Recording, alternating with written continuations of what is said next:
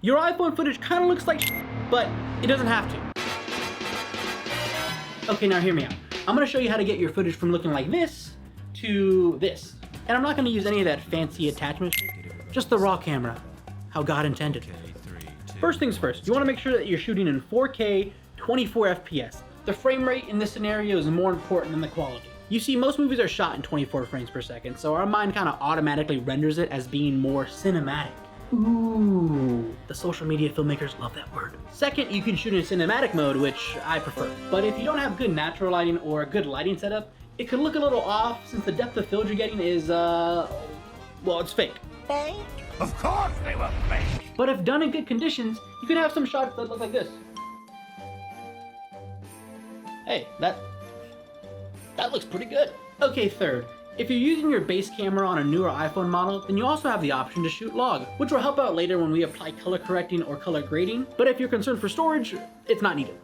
Shooting log, I mean. We are definitely gonna oversaturate the shit out of this footage.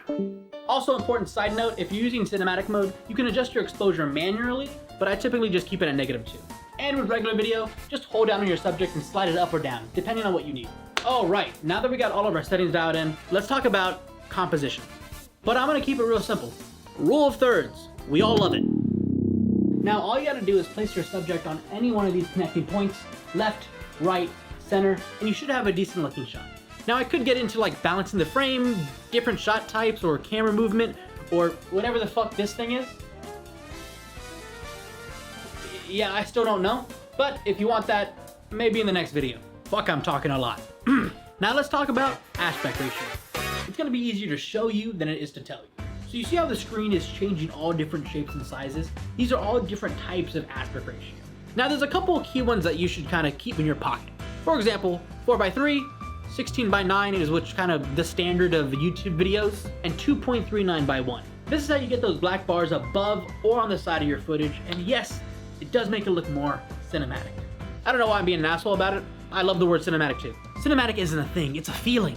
But not all of us have a couple $100 lying around to buy an anamorphic lens, so we can just fake it. They were fake? Of course! All you gotta do is crop your footage.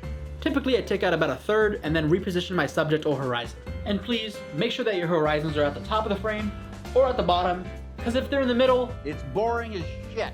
Okay, now we're on to everyone's favorite part. Color grading. Now I'm not going to go into a lot of detail about this because there are literally hundreds of videos that you can watch about it that do a better job at explaining it than me. Honestly, I'm not that great, but I do know the basics, so let's hop to that. This is all going to be edited in the iPhone editor as well, so you don't need to go and download Premiere or iMovie or shit like that. Now, assuming you got your exposure right, you don't need to touch it. Our primary focus is going to be on contrast, saturation, and vibrancy. You want to use all these settings sparingly because you can easily make your video look like a pile of shit. And that's no good.